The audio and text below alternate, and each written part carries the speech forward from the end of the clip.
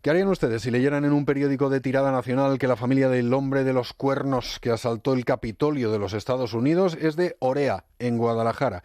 ¿Y si viera que en la televisión pública han llamado retrasados a los diputados en un rótulo? Bueno, lo normal es que usted intente compartirlo, ¿verdad?, a través de sus redes sociales. Bueno, pues seguimos como cada martes intentando interiorizar que estas cosas lo que hay que hacer es comprobar primero si son reales.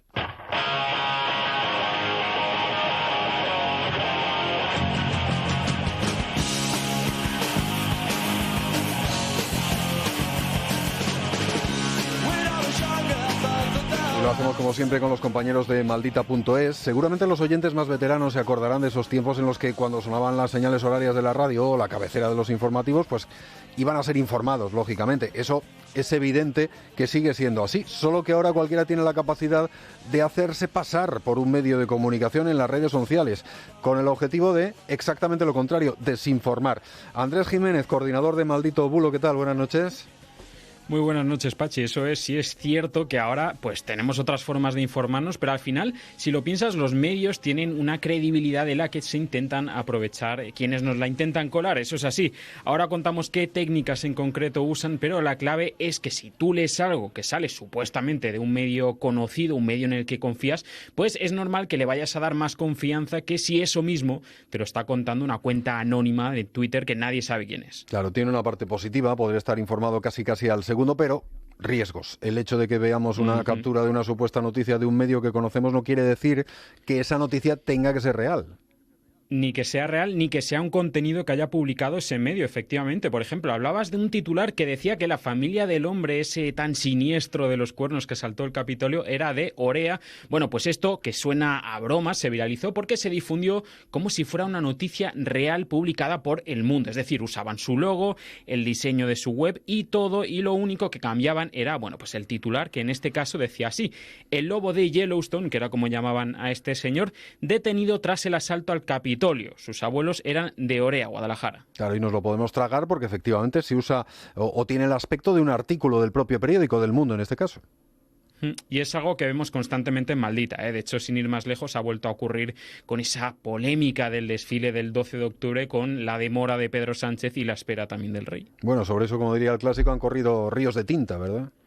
Bastantes, sí, pero alguno que ha llegado por WhatsApp estos días no tiene nada que ver con lo ocurrido. Por ejemplo, seguro que los oyentes han visto un supuesto artículo del País en el que dicen que la Casa Real ha exculpado a Pedro Sánchez por el error de protocolo. ¿Te suena, no? Lo he visto, sí, aunque lo que no he visto es que la Casa Real haya hablado de esta cuestión.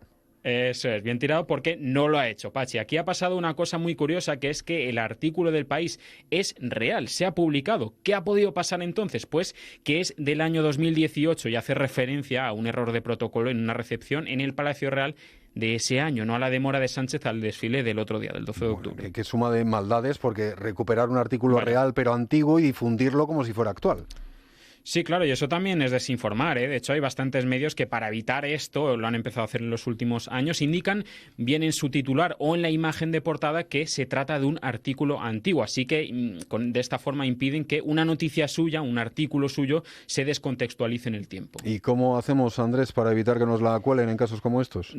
Dos cosas: no fiarnos nunca de capturas e ir nosotros mismos a Google a buscar la noticia para ver qué dice exactamente ese medio de comunicación y si lo dice también. Y luego, sobre todo, fijarnos en la fecha de publicación del artículo. Piensa que muchas veces cometemos el error, yo creo que todos somos culpables, de no leer más allá del titular y claro, pues nos perdemos una parte muy importante del contexto. En esto yo creo que todos somos un poco como periodistas, ¿verdad? Esto de nos quema el dedo, me acabo de enterar y lo voy a comentar en mi grupo del fútbol, de los amigos, del gimnasio, de la familia.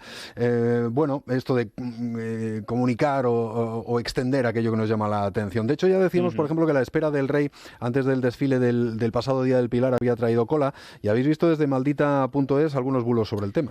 Eso es, sí, seguro que te acuerdas, Pachi, de que al día siguiente del desfile los diputados de Vox interrumpieron la intervención de Pedro Sánchez en el Congreso de los Diputados y lo hicieron llegando tarde al hemiciclo a modo de protesta por ese retraso del presidente del gobierno. Es más, Meritxell Batet, la presidenta del Congreso, tuvo que llamar al orden por el revuelo que se montó. Señorías, ocupen sus escaños, por favor, con rapidez, y ruego silencio para poder continuar con la comparecencia. Esto se vio en todos los informativos de ese día, ¿verdad? Sí, incluido el del canal 24 horas de Televisión Española. Y como decías al principio, se ha viralizado una captura de ese informativo en el que supuestamente dicen, y esto es literal, momento en el que llegan al hemiciclo algunos diputados retrasados. Tela. De hecho, a mí me ha llegado y se ha difundido Sí, ¿no? como si fuera la televisión pública insultando a los diputados de Vox. Eso es lo que se ha dicho estos días, pese a que no es cierto. Se trata de un montaje y en el rótulo original, lo hemos buscado, decían Pedro Sánchez, presidente del Gobierno. Y lo que más me importa, el know-how, ¿esto cómo se hace? ¿Cómo lo comprobáis? ¿Cómo se comprueba que un rótulo es falso? Pues mira, haciendo un poco de Sherlock Holmes, Pachi, no te voy a mentir, tirando de lupa para fijarnos en los detalles. Lo primero que nos llamó mucho la atención es que la tipografía de los rótulos de la captura que se estaba difundiendo era distinta a la que de verdad utiliza Radio Televisión Española, y después de eso nos fuimos a la clave, ¿no? A esa emisión original, y encontramos el momento concreto, y allí pues no se hablaba de diputados retrasados. Claro, y fíjate que hasta Televisión Española, Radio Televisión Española ha tenido que desmentirlo.